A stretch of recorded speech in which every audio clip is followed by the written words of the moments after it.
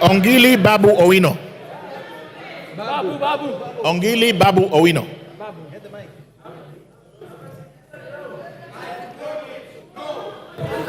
I vote no. Gakuya James Mwangi. Mawade Julius Musili. Mawade Julius Musili. I vote no. Mwenje Mark Samuel Moraidi.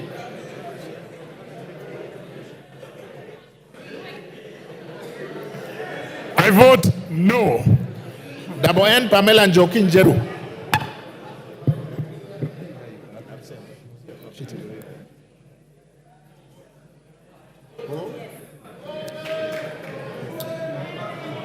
Lel Mengit Joseph Skipto Koskei. Omboko Milemba Jeremiah. Kipiegon Joanna Ngeno.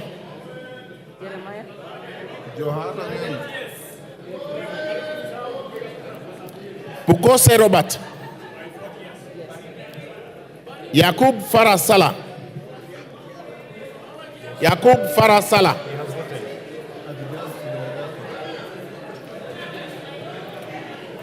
Oundo Wilberforce Ojambo.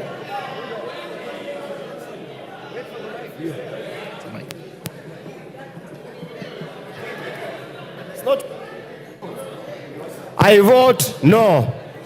Hiribae Said Buya. Hiribae Said Buya. Tungule Charo Kenneth Kazungu. Siad Amina Udgon. Okay. Who's that? Tungule. Mike. Give Tungule the mic. Yes. Okay. Siad Amina Udgon.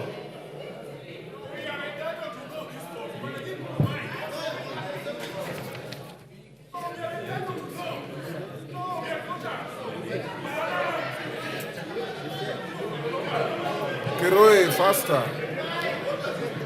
Please again. I vote no. Baro Deko Mohammed.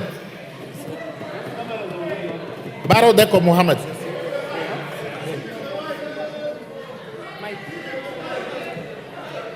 Give him the mic.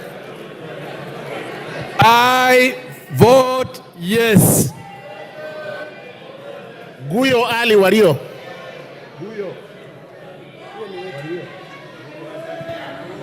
I vote yes. Muriu Wakili Edward.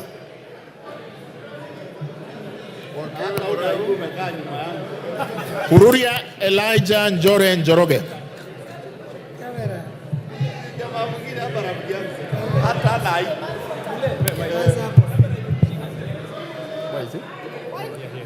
Oh, he's here. He's down. I vote yes. Kagombe Gabriel Gaduka. Kagombe is there. Kagombe. I vote yes. Odiambo Elisha Ochieng. Odiambo Elisha Ochieng.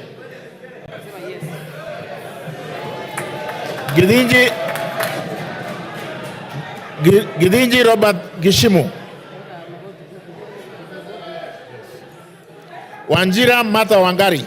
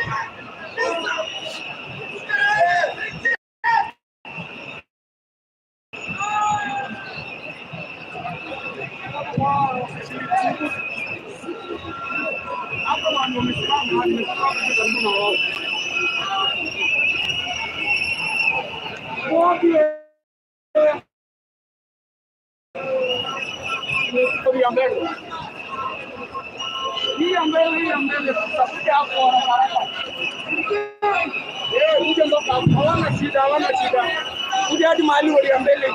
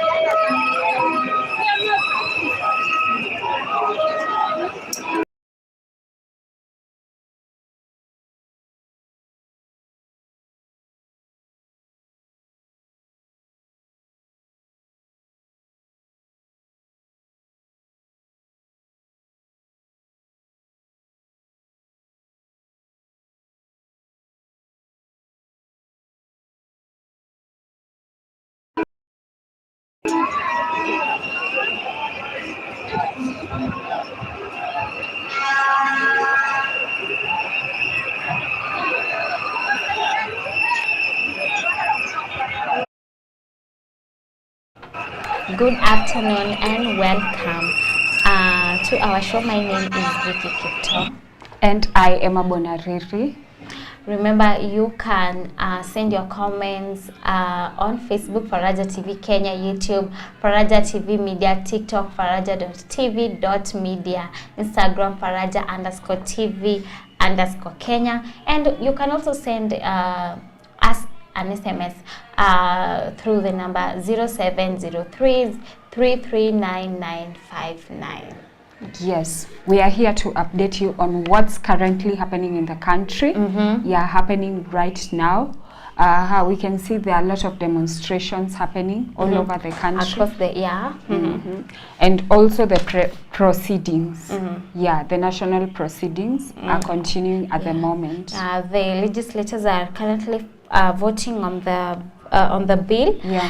And earlier on, Azimio were told, Azimio members were told to reject the entire bill, not to amend. Yes. We can also see that some MPs, they have already voted, and a lot of people are expecting their members of parliament to reject the finance Yeah, bill. they're expecting them to vote against the bill, but we're still waiting to see how the voting it's going to be. And also you should know that after the final approval of the financial bill, it will now be transmitted for presidential assent. Okay. Do you think that they're going to change their votes? Because we've also had a lot of people voting no against the finance bill. And yes, but I still think that many legislatures are going to vote supporting the bill. Yes. Yeah. So currently the proceedings, the parliamentary proceedings are is on. Yeah, it's happening. Also the demonstrations which have happened in various counties. The major counties in Kenya, and not only the major counties, Major towns. yeah, we've also seen counties like Narok. They've come out and they've protested. Yeah. We've seen Nakuru. Can we say the turnout in Nakuru has been, it's huge It's today? huge compared to last week on Thursday. Yeah. I think generally more people have come out Yeah. to protest and reject the finance bill. And the protest is largely peaceful, but there are some areas, for example, Nairobi, yeah. that I've seen protest that is not peaceful. Yeah. We've seen protesters throwing stones to the police, and then and the also the police throwing tear tear gas. gas cans on the people. Yes. Also on the Nakuru demonstrations. Nakuru, we've seen Nakuru. It's a stronghold. Can we say it's a stronghold for the current running government? Yeah, because even like the leaders from the governor to the women rep, Yes, like are the big supporters of President William Ruto. yes. So we can say that maybe the party has a lot of support in Nakuru. But now the turnout of the demonstrations and everything that is happening currently, we think things are going to change. Things have changed, and the politicians are surprised. Yeah. Maybe they didn't anticipate the turnout of protesters the way they've turned out today. Yes. Also, earlier on,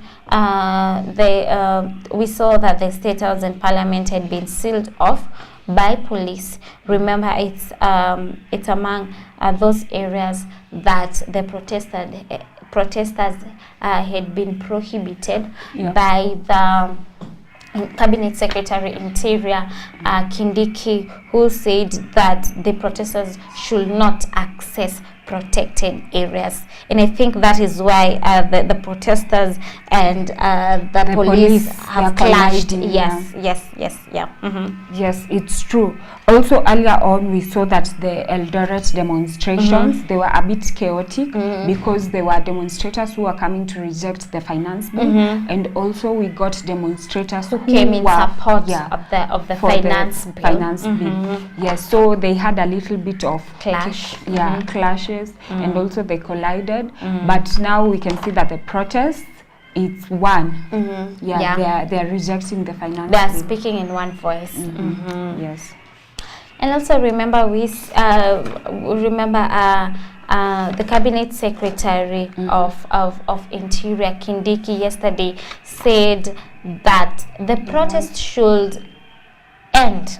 He said it must end. It's a warning actually at 6:30 p.m. or at sunset. He also said that protesters must remain peaceful and unarmed, and he went ahead and said they should not damage property.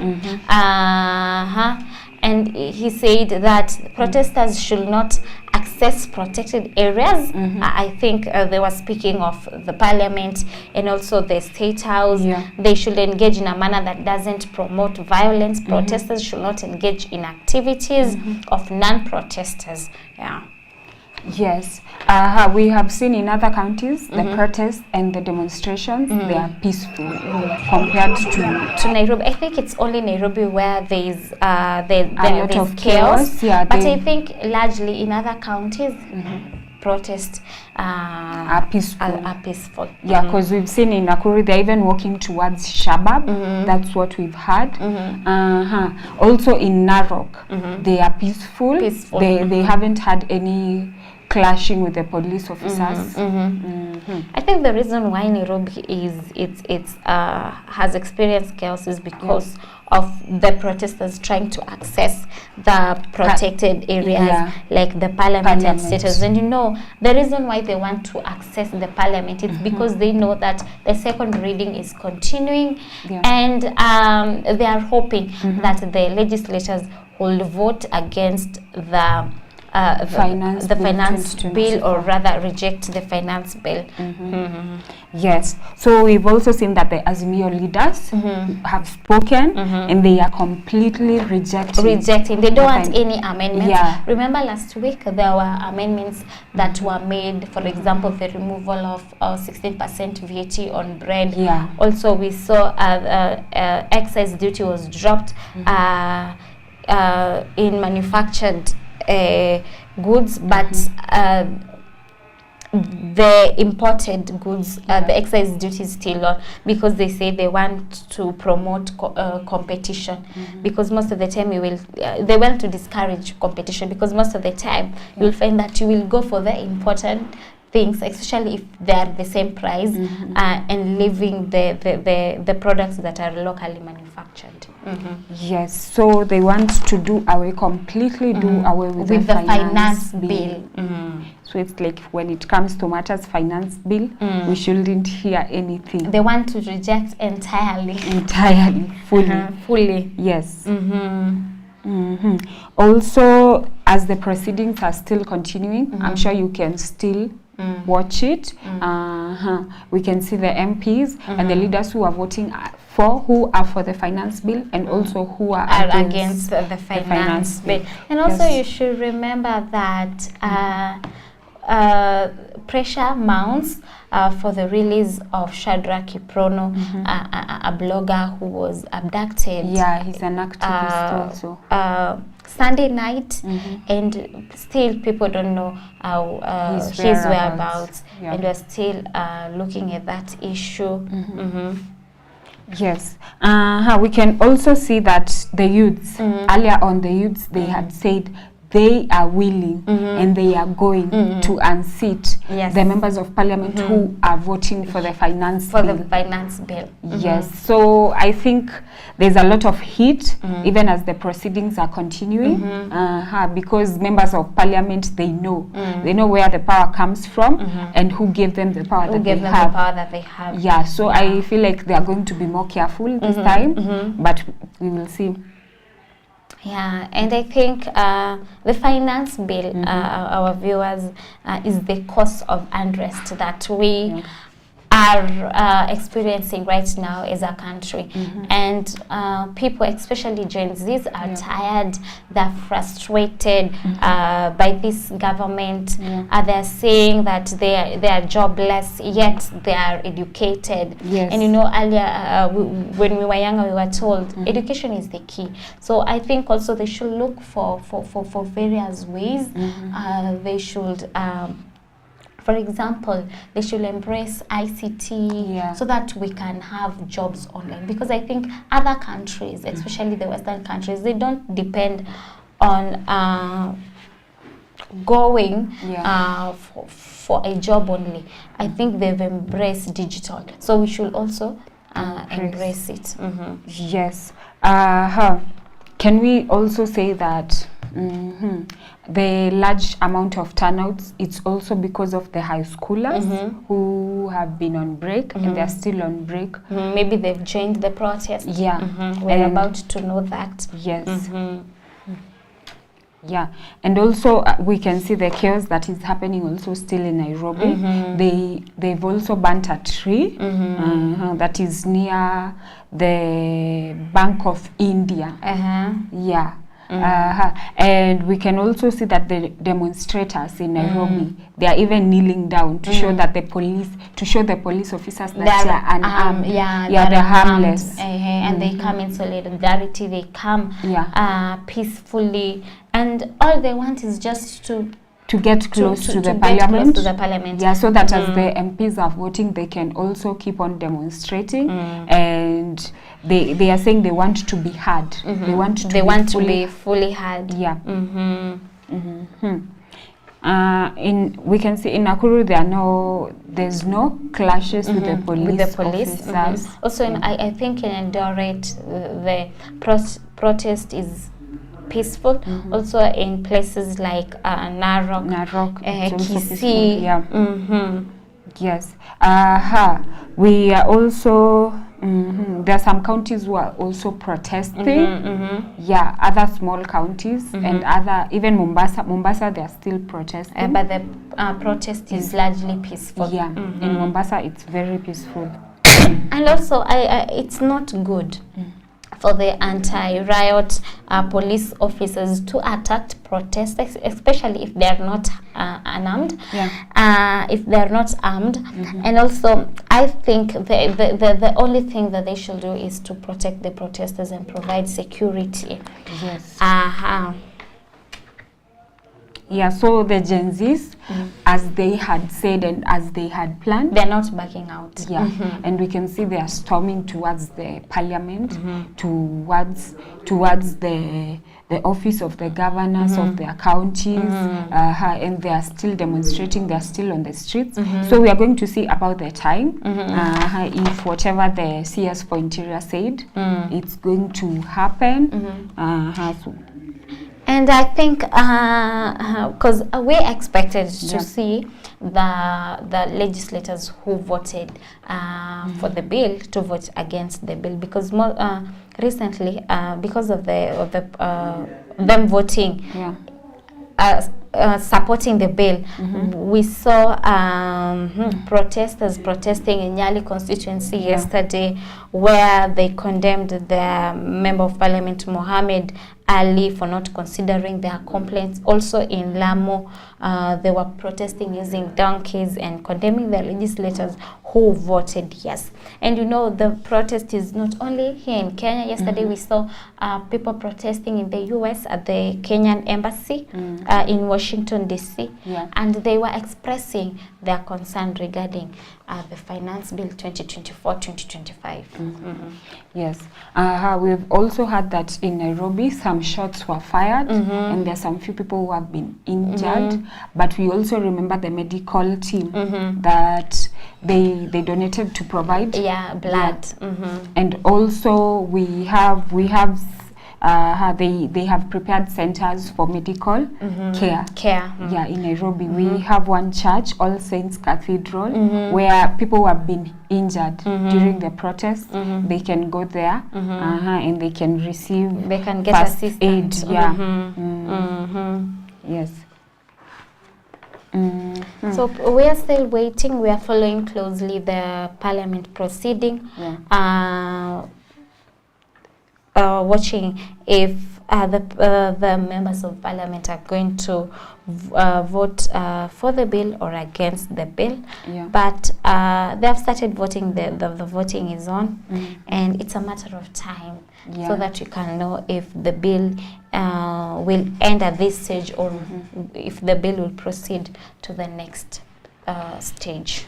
Yes, can we say that this is the time for them to prove if they listen to the people, if they listen and they care about what happens to the people, the views and the opinions of the people. This is the time for the government to prove that, because we always say Kenya is a democratic government. Yeah. And so somebody said that as Kenyans we exercise our power indirectly. Yeah. Because we the people that we've voted for are the ones, the people that we've elected in office are the ones that exercise democracy directly. But us, we exercise it indirectly. Because those people that we've put them in the offices are the ones that they have the power. Because we are not given a chance for all of us to vote. They are our representative. But do you think they are failing us at some point? Because they have been chosen to be representatives. So if you are representing something, it means you always go back to whoever or whatever you are representing and ask them what they think about the issue. Yes, and currently on the nation, we can hear what the people are saying. We can hear what the people they want and what they are looking forward to.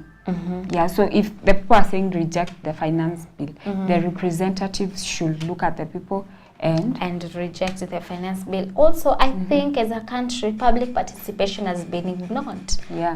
People have not been involved in, especially on crucial matters as the finance bill, because finance bill is not a matter to joke around it.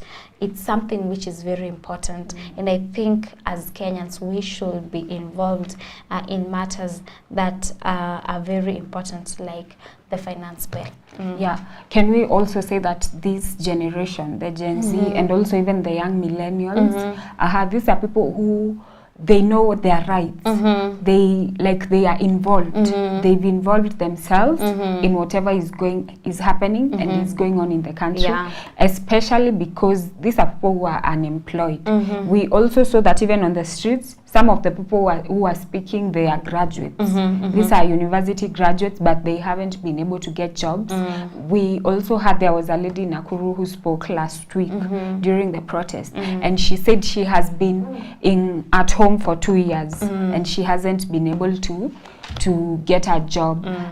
Can we say these are people who are educated, they are on the streets, and they are idle. They don't have anything to do. So they are fighting for their own rights. And if it's something like maybe the finance bill, can we say maybe in the older days, like in some few years ago, people don't, they really didn't know what is happening, what maybe the government is saying, and especially our parents, maybe they were busy, because they are busy, they are making a living, and then you're throwing maybe a 42-page thing to them and saying this is the finance bill, read it, and you want public participation. So it's like they mostly relied on the leaders that they chose. So if the leader came to make decisions for them and said that we have reduced tax, the VAT tax on maybe bread, alcohol, maybe it will be increased, the tax will be with the content of maybe the alcohol. Can we say that these people right now, currently the generation, they are aware, they're fully aware, and they've read, because we even saw that they were doing translation of the finance bill in different languages. Okay. remember that the proceeding is still on in the parliament, and there are members who are still voting yes, despite the protest that is going on outside the parliament. They are fully convicted.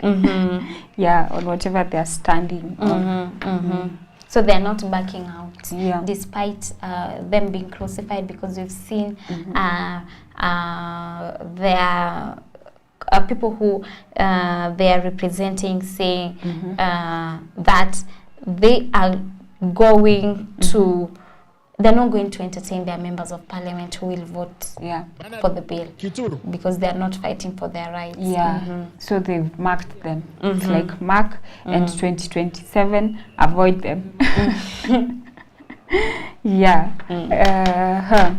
Also, we have seen there are some people who have been injured during the shots fired in Nairobi. In Nairobi. Yeah, in Nairobi. That's where we've seen a lot of clashes with the police. Between the anti-riot police. A lot of people have been injured. Yeah, and also some shots were fired. Tear gas here and there.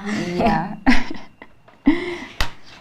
And also you should know that most business has been shut down here in Nakuru and across the country because, you know, maybe the business people fear that looting may take place, because you never know. Because I believe there are those people who have gone for the protest with interior motives, not to demonstrate, but they have gone there to reap from the demonstration. There are some thieves, people who have decided this is their chance for them to destroy property, to steal. But we also saw last week during the protest, the young people who caught somebody who tried to steal a phone. They beat the guy up and then they took the person to the police. So it's like they are just proving they are peaceful. They are peaceful, and even the way they are going to the anti-police are telling them that, you know what, we come in peace. We just want our voices to be heard. We are here, and we've said that we don't support the finance bill. And I think as a country, it's good when people's opinions are respected, no matter what. Even if you're for the bill, you should also listen to those who are against the bill. If you are against the bill, you should also listen to the people who are for the bill. Because I believe if we do that, then you're going to have a peaceful country. Can we also say that the opposition, the Azimio, they have taken this chance to also, it's like it's their moment to shine, because since the Generation Z are supporting, they are against and they are rejecting the finance bill,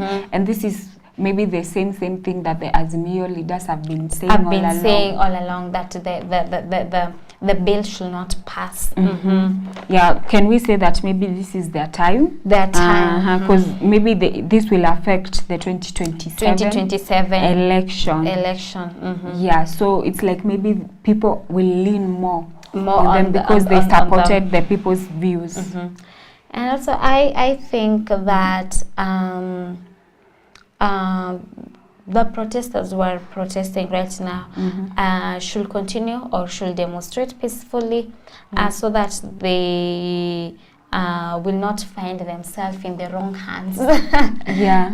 Should continue protesting peacefully. Also, the police should take care of the protesters, making sure that they are peaceful and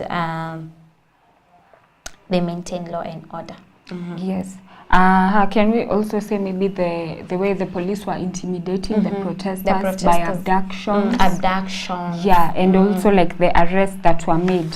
Maybe they didn't expect this turnout, or can we say maybe it has affected the turnout of the people? Because people want the release of blogger Shad, who was abducted Sunday evening. And also yesterday we saw activist Boniface Mwangi Hussein Khalid and blogger Anifa had who were accompanied by the former Chief Justice, Dr. Willy Mutunga, who went to the DCI to record a statement and their complaints regarding the abductions of protest. And also you should remember that Boniface Mwangi said that he was almost abducted on Friday outside the city mortuary by the DCI. Yes. So we can see even in counties, in other counties, a lot of businesses have been closed down. Yeah, not only in Nairobi because of the finance bill. And the demonstrations that are happening currently. Yeah, so remember, you can send us your feedback on Facebook, Faraja TV Kenya, YouTube, Faraja TV Media, TikTok, faraja.tv.media, Instagram, Faraja_TV_Kenya. You can also share your comments on our SMS number 0703339959. Yes. So let's listen to the parliament proceeding that is continuing right now. We will be right shortly. Yeah, we'll be back.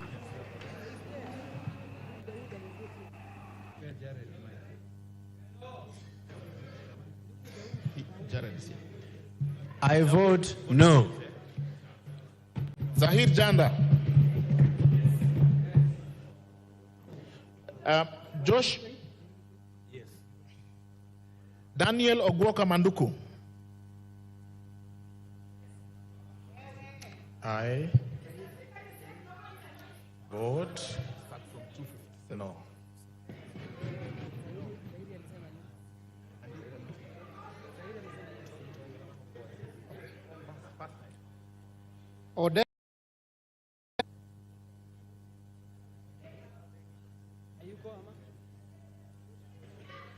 Odege Tom Boya. Washira Rahab Mukami. Yes. Madenge Duncan Maina. Yes. Mushira Michael Mwangi. Yes. Kiarao David Njuguna. Yes. Wainaina Michael Wambogo. Kosing David Losiako. Yes.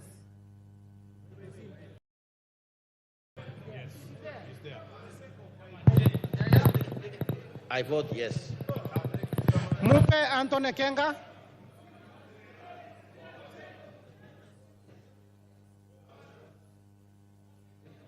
Mupe Anthony Kenga. I vote no. Gogo Lilian Acheng. Gogo Lilian Acheng. I vote no. Amolo Paul Otiende. Chebor Paul Kibet. Yes. Paul Abor. Paul Abor. I vote no. Mwafrika Augustine Kamande. Yes. Francis Kajwang.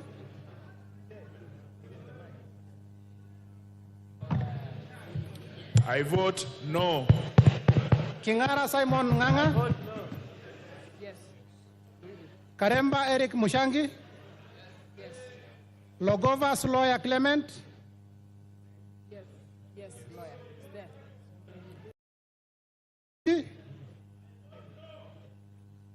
Raso Dido Ali. Lengurus Pauline. Lentoy Johnny Jackson. Lentoy Johnny Jackson. Letipila Dominic.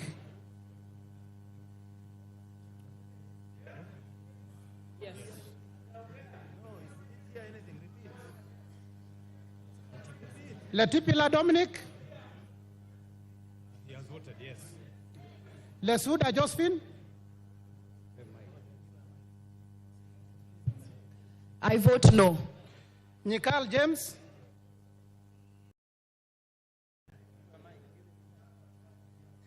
Nikal James.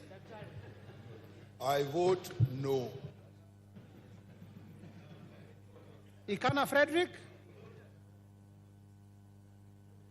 Ikana Frederick. Christine Ombaka.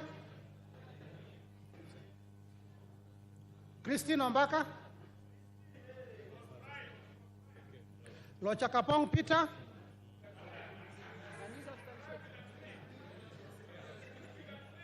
Lochakapong Peter. Yes. Kemei Justice Kipsang. John Waluke. John Waluke. I vote. Welcome back, Okay, viewers. Francis Kipyegon. As you can see, the proceedings are still continuing. We can also see the members of parliament who are voting yes and those who are voting no. Tell us where you're watching us from and what you think. Have you seen your member of parliament? Have you seen your leader who is representing Has they you? voted Yes or no? Or are you still waiting for them to vote? And also Yes. remember, you can find us on Facebook, Faraja TV Kenya, Yeah. YouTube, Faraja TV Media, TikTok, faraja.tv.media, Instagram, Faraja_TV_Kenya. And also you can send us your SMS on the number 0703-33959. Remember to tell us your name and where you're watching us from. Yes. So still on the proceedings, the members of parliament are still voting. I think by the end of the day we will have a list of those who voted yes, and those who vote against the bill. We say that it's a matter of time, and we are following the story closely to see what's going to happen. But remember, the protests are still. They're still on. They are across the country. We've seen cities or rather towns that we didn't expect them to demonstrate. Like Nyeri. Nyeri had not demonstrated since 1990, and last week protest was their first demonstration. And also towns like Eldoret. Even in Nairobi, we can say maybe the areas that usually came out during demonstrations were Mathare and Kibra. We've seen like most people come from Mathare and Kibra who protest a lot, but this time round, people all over Kenya. Thika Road, there are people protesting. Also counties like Kiambu, people are also protesting. I think it's just all over the country. We're waiting to see on counties like Turkana, Samburu. And also, Emma, you know, parents came out in large numbers supporting their children who are demonstrating, and they said that they admire their children bravery and coming out in large numbers and talking about what's bothering them. And also one of the parents said that he fully supports and understands whatever their child are going through the frustration sparked by Finance Bill 2024-2025. Yes, even like in the churches on Sunday, I think on Sunday that is when it started with the parents. The parents came out, they stood and they said they are supporting the country. And they are supporting the Gen Zs, how they've come out, and they are their children. Yes. Can we also say that there are some older people coming on the streets also? I mean, apart from the Gen Zs, we can also see during the maandamanos, the demonstrations, the protests, activists. A lot of people have now spoken up. They are coming out. People are saying they won't be intimidated. Yeah, I can see the Gen Zs, some of them have made statements and they're saying they won't be intimidated by the government and by the police officers. They're still coming out in large numbers. And also the Gen Z have dismissed claims that they have no idea what is in the finance bill. We've seen them coming out and saying that they are aware of what Finance Bill 2024-2025 entails. They are fully aware, and that is why they are rejecting the finance bill. Yeah, and also as we said earlier, Mike Moshiri, he's a comedian and he's also an online content creator. Yeah, he came up with the idea that since the government is claiming that the Gen Zs haven't read the finance bill, they should get more people to translate the finance bill into various vernacular languages. And we saw it yesterday that the finance bill was translated even in sign language, in Gusi, in Kikuyu, in Doluo, a lot of, even in Maasai. Yeah, we also so that many people may be reached. And also with the protest is continuing, it's on, and the protest is largely peaceful. It's only in a few counties in Nairobi where there's confrontation between the anti-police, the anti-riot police and the protesters. Yes. Can we also say that now we've seen the power of the internet? Yeah. This is the power of the internet, where people have mobilized themselves on the internet. They've spread the word, and also the poster that was ongoing last week. A lot of us were worried that maybe it won't happen. Maybe they're just trying to hype themselves. Maybe it was a last week thing and it won't continue. Yeah, and also people were afraid that maybe we also saw that the few Gen Zs who rose up to say they are trying to form a political party. Now people, it's like these are the leaders, and now they've misled. They've misled us. So it was like people thought that maybe the Gen Zs won't also come out. But we've seen them coming out even in other counties that we didn't expect. And we are still pushing on the public participation, that so that every member may participate. And the bill may be favorable for the whole nation, Mama Mboga, boda riders, not only for a small group of people. Yeah. Yes. We can also see that pressure is arising and it's mounting on the members of parliament who are representing various counties, especially these counties where we see a lot of outcome in demonstrations. They are worried. Yeah, they are super worried because of the 2027 elections.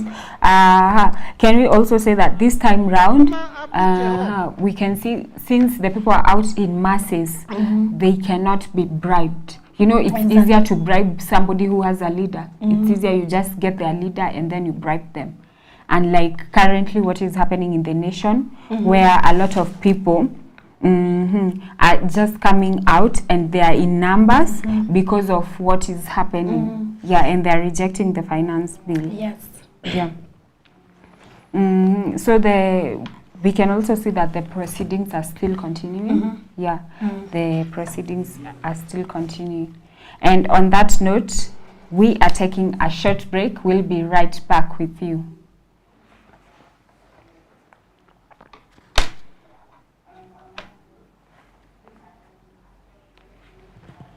I vote no. Wanyonyi Martin Pepela. Sitati Daniel Wanyama. Yes. Mogaka Stephen. Mogaka Stephen M. Kasiwai Rael Chepkemoi.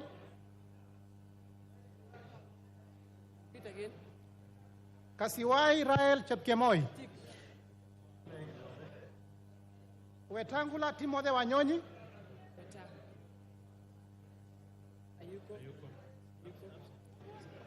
Mwakuona Danson Mwashako.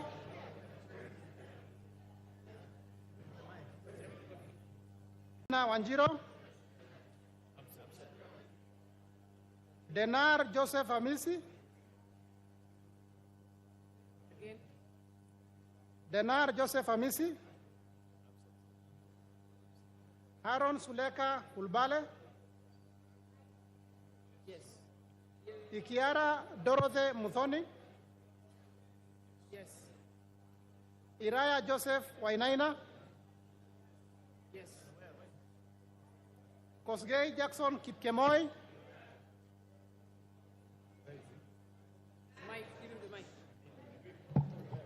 I vote yes.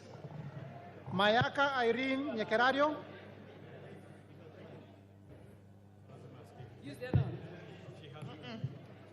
I vote no. Mohammed Umulker Harun.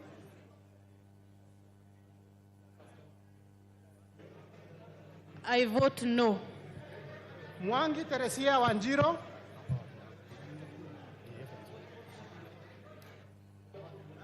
Yes. John Badi. My vote is no. Talib Abubakar Ahmed.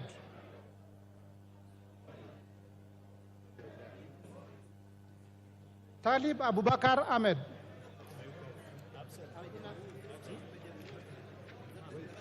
Yes.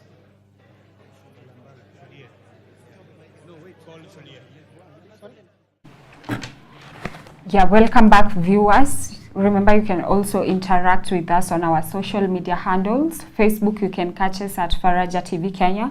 YouTube, Faraja TV Media. TikTok, faraja.tv.media. Instagram, Faraja_TV_Kenya. And our SMS line is 0703339959. Remember to send your comments and tell us where you're watching us from. And the question that we are asking today is, do you think the bill should pass? Yeah. Are you in support of the finance bill or are you rejecting it? Yeah. And if you're rejecting it, tell us why. If you're supporting it, tell us why. Why? Yeah. As we've seen, the parliament proceedings are still continuing at the moment. Yeah, currently they're still continuing. And also the demonstrations are still continuing in various areas. Thika Road, it has been occupied by a lot of young people. Yeah, they're still walking. So we don't know where they're walking towards. Yeah, they've come out in large numbers. Yeah. And also, the clauses that the parliament were discussing today, among them is the proposal of the committee through its report and the finance bill, an increment on the road maintenance.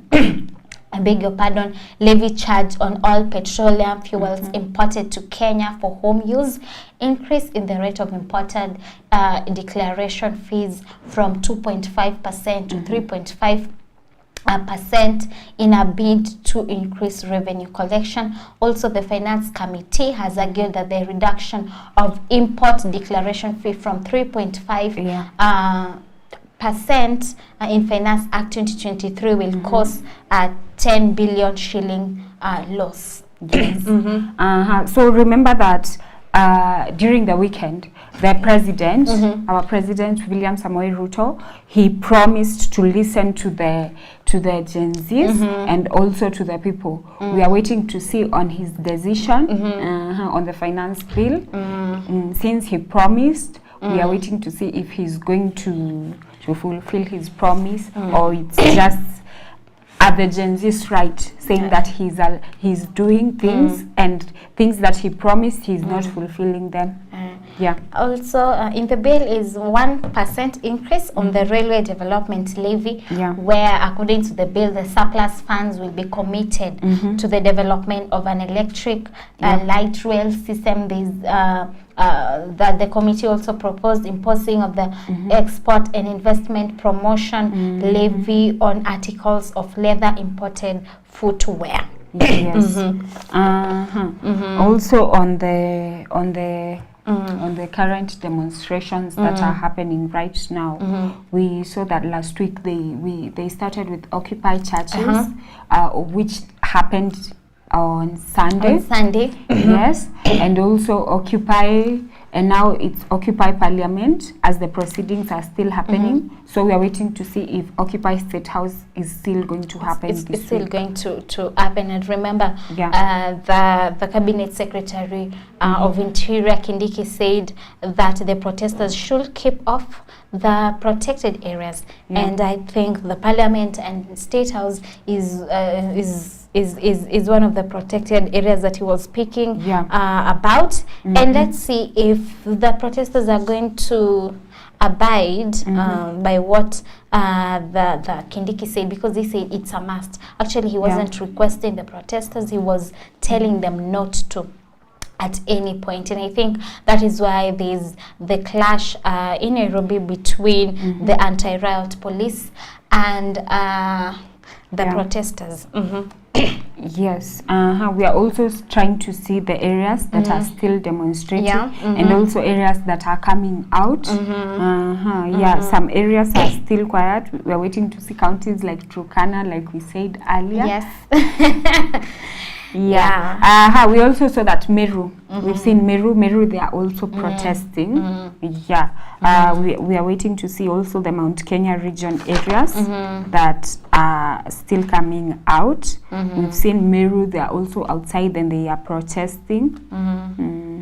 And remember, we said that the Azimio la Umoja said that they want the entire bill to be slashed. They don't want it to be amended. They are rejecting actually the entire 2024-2025 financial bill. Yes. We are also waiting for the president's decision on the finance bill so that we can know which road the country is going to take. And the Gen Zs are hoping that their legislators are going to make things right today. Also the churches, we've seen church leaders coming out to speak, and they are saying they are supporting the Gen Zs. The Gen Zs, So we can see the Gen Zs are getting support also from churches, from their parents. Can we say that it's almost all of Kenya? Like maybe the percentage of the people who are rejecting the finance bill to the percentage that are for the finance bill is greater. It's greater.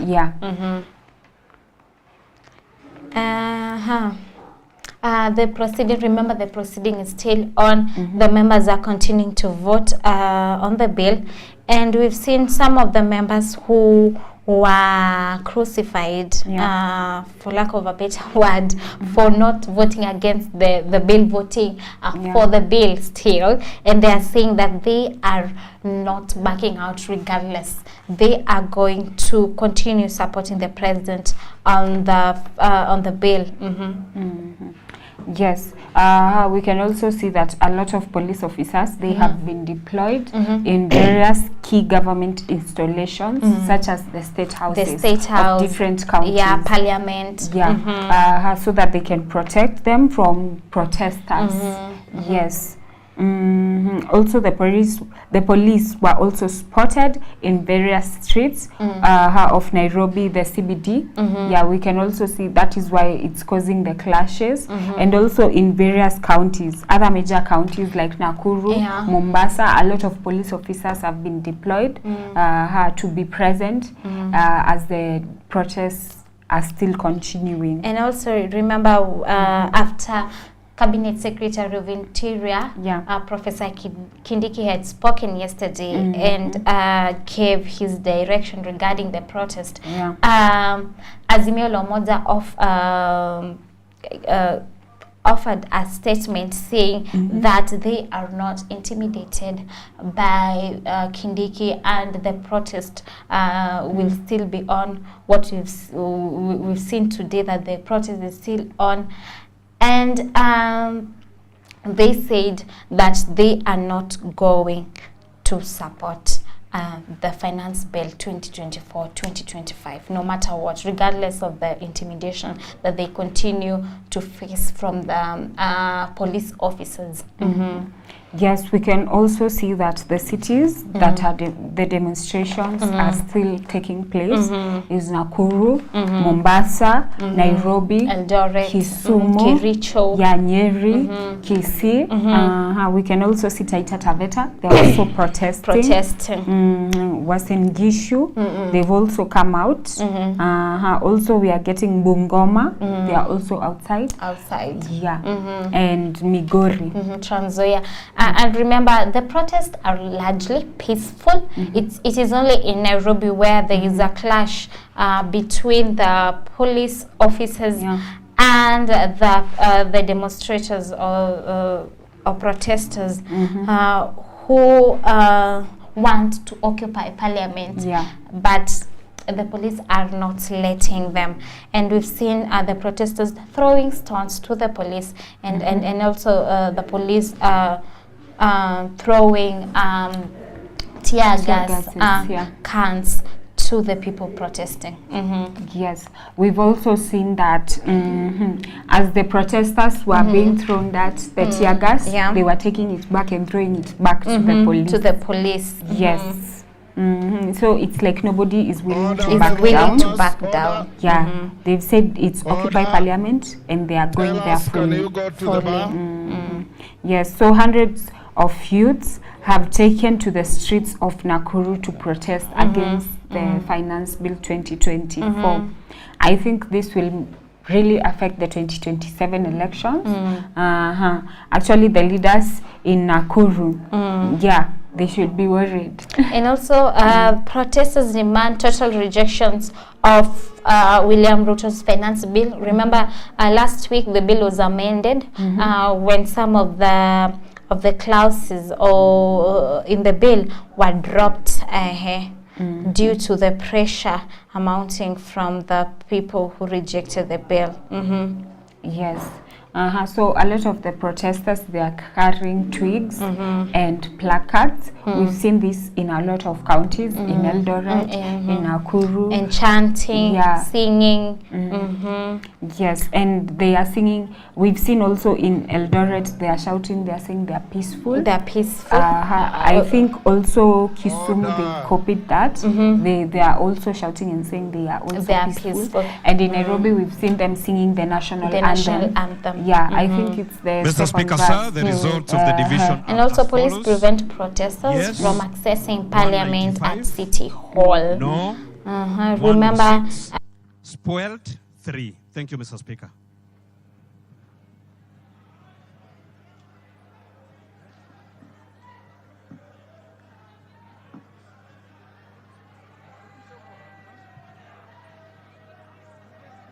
Order, honorable members, order.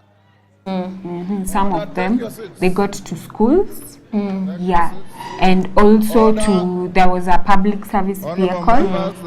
We also saw that the passengers were coming out from the window. And I think that is the reason why the students were forced to go on after. So we can see that these protests, even as they're happening, and like everything is supposed to be peaceful, it's also affecting the people who are not involved. Earlier on, we saw that Molo residents protest against their MP Kuria Kimani, who's the chairman of the Finance Committee, for supporting the Finance Bill 2024. Yes. Also Kericho, we've seen Kericho, they're coming out. We are not yet sure, we haven't gotten the news fully if Kericho is peaceful, but Kericho have also come out. Yes.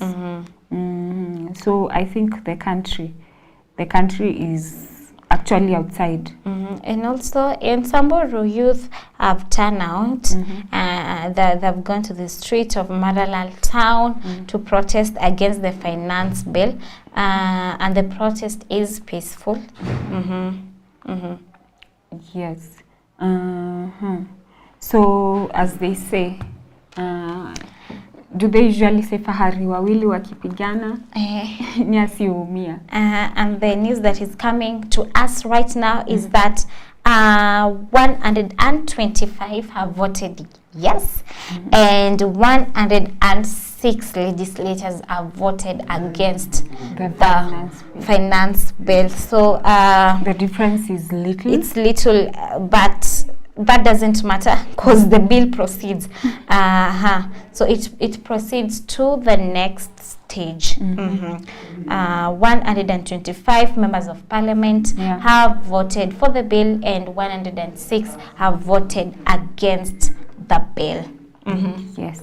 We are also getting other news that there is a photo that is spreading online of the Kenyan police who are deployed to Haiti. They are in a plane. They are leaving for Haiti. They departed yesterday evening. And also, I think the members of parliament who turned out to participate in the voting were less compared to last week, because last week 207 voted for the bill and 115 voted against the bill, and now 125 have voted, and 125 have voted for the bill, and 106 have voted against the bill. Yes, so we can see maybe the difference. The turnout even of the members of parliament who came out to vote is low. Can we also say that maybe it's because of what is currently happening in the country?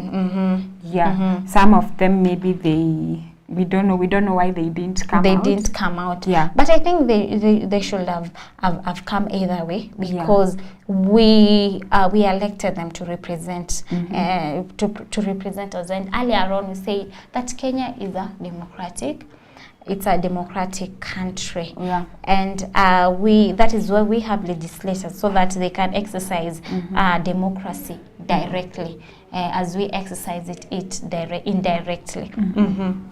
Yes. So the anti-finance bill, we can see that the president, William Ruto, he plans to finance his budget. It's of 3.9 trillion Kenyan shillings. And that is why we can also see that a lot of taxes have been imposed because of even the budget itself. And like the whole planning for the whole county. Maybe we can say something can be reduced, but even the Azimio leaders, they are saying we should do away. We should completely do away with the finance bill. And continue. We also saw some citizens. Some citizens, they were saying it could have been better to run with the 2023 finance bill. Compared to this one. But the opposition and even the Gen Zs, they are saying they should do away with the current finance bill and maybe finance bill, form another one. Yes. The way we said earlier, it's a matter of time. Let's wait and see. Remember, you can interact with us on Facebook, Faraja TV Kenya, YouTube, Faraja TV Media, TikTok, faraja.tv.media, Instagram, Faraja_TV_Kenya. You can send us an SMS. Our SMS number is 0703-339-959. Yes. Continue interacting with us. We want to know what you think and what is happening. And also you can tell us where you're watching us from and what do you think about the finance bill. Do you support the finance bill, or are you against the finance bill? Yes. Also on the demo is happening in Eldoret. We can see that the large crowds that are taking part in Occupy Eldoret demonstrations, they are mimicking the sea of humanity that was witnessed during celebration of President Ruto's 2022 election win and when he was sworn in to office. And also the hustler symbol in Ruto's hometown was pulled down last week on Thursday during the demos. You will realize that most towns or cities that are pro-Ruto are the ones that have taken to the streets to demonstrate and to to support, to reject the finance bill. Remember that the finance bill second reading have passed the second stage, and 125 members of parliament have voted for the finance bill, whereas 106 have voted against the bill. So the finance bill proceed. So it's a matter of time. We're waiting to see what's going to happen. But the protests, the demos are still continuing. They're still ongoing. People have come out in large numbers. They are not fearing. They have said that they are brave and they are ready to fight. And they won't be intimidated by the police. Yes, we can also see that some areas like Eldoret, they're still shouting and chanting that they are occupying Eldoret and Ruto must go. Yes, and reject the finance bill. These are the most common chants that we've had during the demonstrations. Yeah. And also they are warning their leaders. Those who voted for the bill. Yeah. They're warning their leaders. And also some are shouting they are peaceful. They are peaceful. Yes. So in Nairobi, there's still the clash between the demonstrators and the police. The police have prevented those that are demonstrating from accessing Parliament and State House. And that is where the clash comes in. Yeah. We can also see that last week, the demonstrations that happened in counties like Kilifi, they brought businesses to a standstill. Yeah, because the way the people were demonstrating, the way they were shouting on the streets, they just, some people with businesses, they had to close down. Because of fear of destruction of their properties. And also many businesses have been shut down because of the demos that continues. Because of the fear, there's fear that, you know, some of the people who've joined the protesters have no good intentions, and I think that is the reason why most of the business people have decided to shut down their businesses. Yes, also in Voi and Taita Taveta, we can say that the demonstrations, they have lacked momentum. So we don't know, maybe it's the organizers or maybe it's the people, they've refused to come out in large numbers. So they've lost the momentum, and it's not like the turnout wasn't as it was expected, and it's not like other counties. Yes. And you should also remember that the Azimio La Umoja coalition has demanded that the government should shelve the entire bill. Yes, also we can see the demos are still continuing in Mombasa. Yes, and we can see that in Mombasa the protests are peaceful. Are largely peaceful. Yes, and on that note, we believe that you are going to see, even as the demos are still continuing, we are still going to air them. Yes, continue to interact with us. Keep safe. Stay safe. Protest peacefully. Yes, protest peacefully, and let us wait for the outcome. Yes. Until next time, God bless. Yeah, thank you for joining us.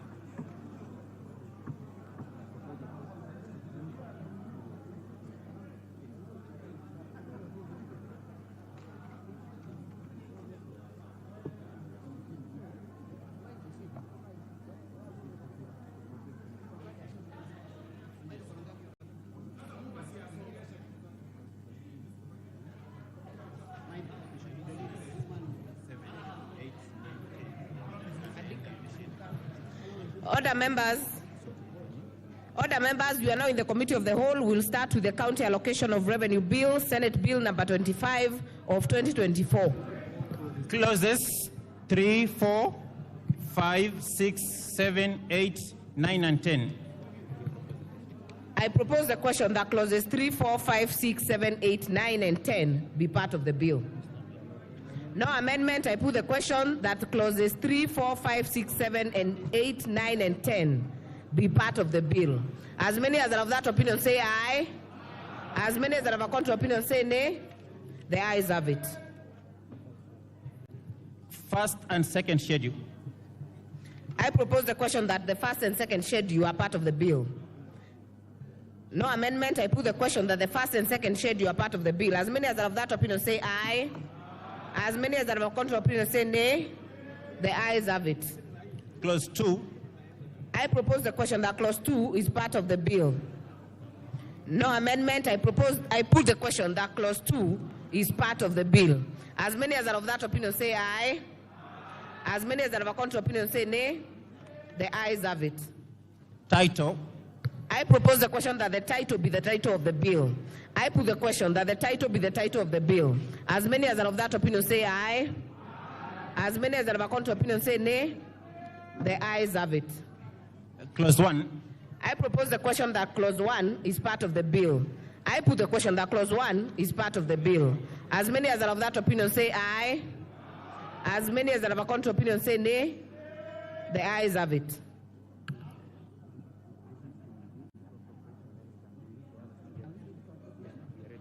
Honorable members, for the convenience of the House, we'll go to the appropriation bill, National Assembly number 33 of 2024.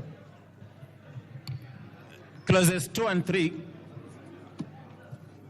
I propose the question that clauses 2 and 3 are part of the bill. No amendment. I put the question that clauses 2 and 3 are part of the bill. As many as are of that opinion say aye. As many as are of a contrary opinion say nay. The ayes have it. Schedule. I propose the question that the schedule be the schedule of the bill. Mover. Honorable Kimani Ichung'wah. Who is moving the amendments? Chair Budget. Honorable Speaker, Honorable Chair, I beg to move the amendment as it appears on the order paper.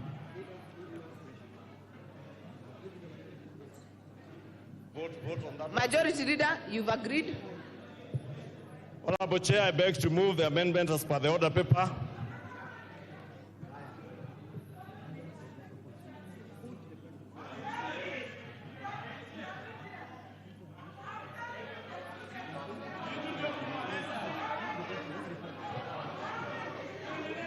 I propose the question that the schedule be amended as proposed by the chair.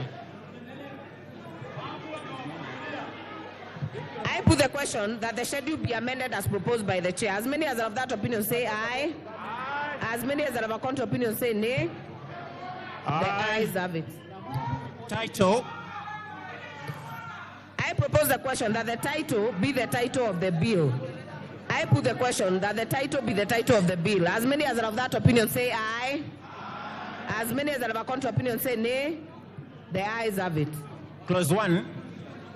I propose the question that clause 1 be part of the bill. No amendment. I put the question that clause 1 be part of the bill. As many as are of that opinion say aye. Aye. As many as are of a contrary opinion say nay. The ayes have it. Mover, move reporting, Chair.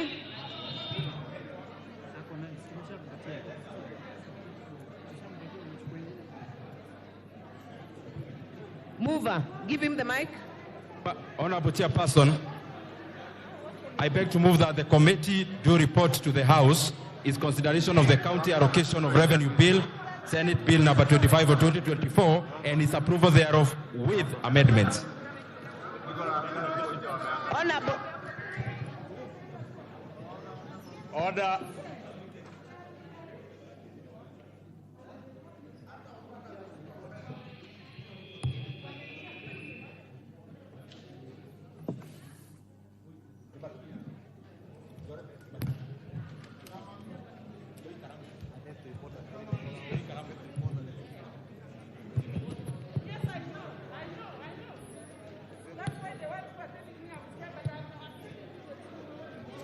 Honorable Speaker,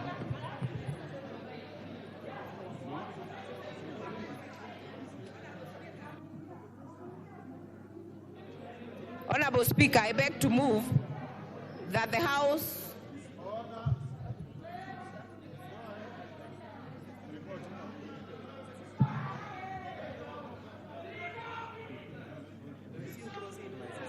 Honorable Speaker, I beg to move that the House do agree with the committee in the said report. I beg to report that the Committee of the Whole House has considered the Appropriations Bill, National Assembly Bill number 33 of 2024, and approved the same with amendments.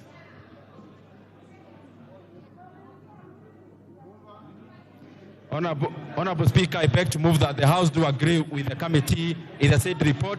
I also request the Honorable Musa Sirma to second the motion for agreement with the report of the Committee of the Whole House. Seconder. I beg to second.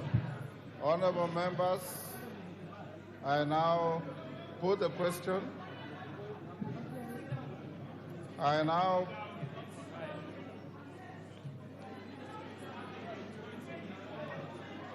put the question, which is that the House do agree with the committee in the said report. As members of that opinion say aye. Aye. Will those of the contrary opinion say nay? The ayes have it. Mover.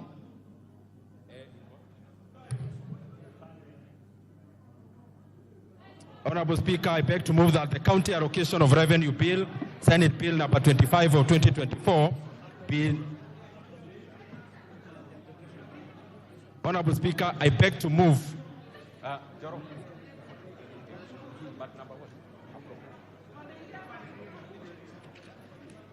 Honorable Speaker, I beg to move that the Appropriations Bill of 2024 be now read at that time. I also request the Honorable Didmus Barasa to second. Honorable Speaker, I second.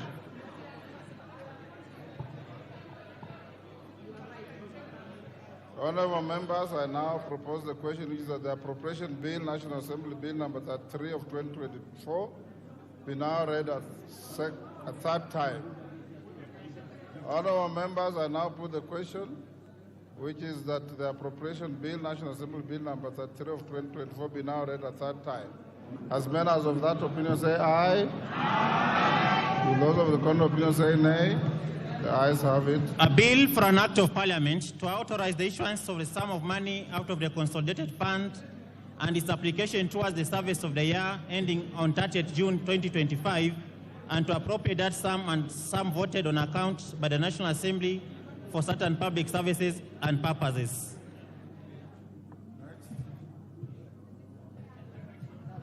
Kara. Honorable Speaker, I beg to report that the Committee of the Whole House has considered the County Allocation of Revenue Bill, Senate Bills number 25 of 2024, and its approval thereof, with amendments. Mover.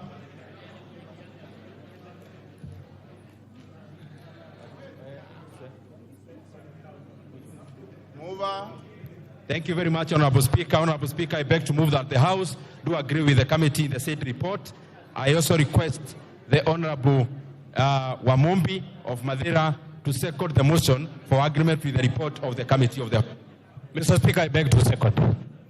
Honorable members, I propose the question, which is that the County Allocation of Revenue Bill, Senate Bill number 25 of 2024, be now read a third time. I put the question, which is that the County Allocation of Revenue Bill, Senate Bill number 25 of 2024, be now read a third time.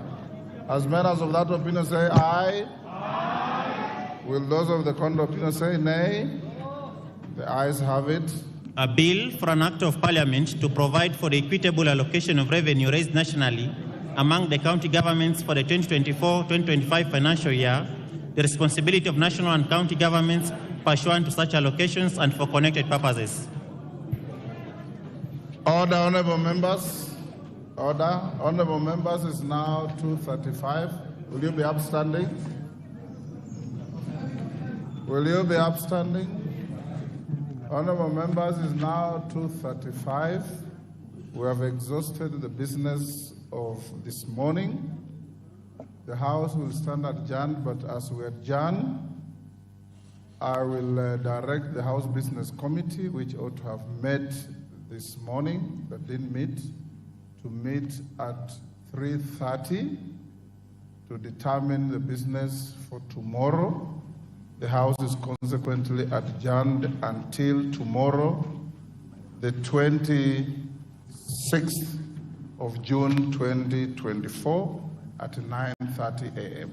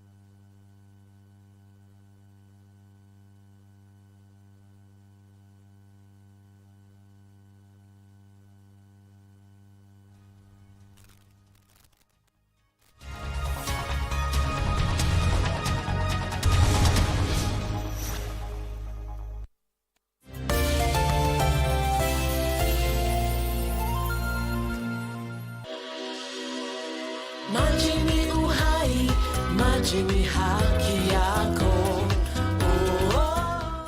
Je, unajua kwamba wizi wa maji ni uhalifu unaoathiri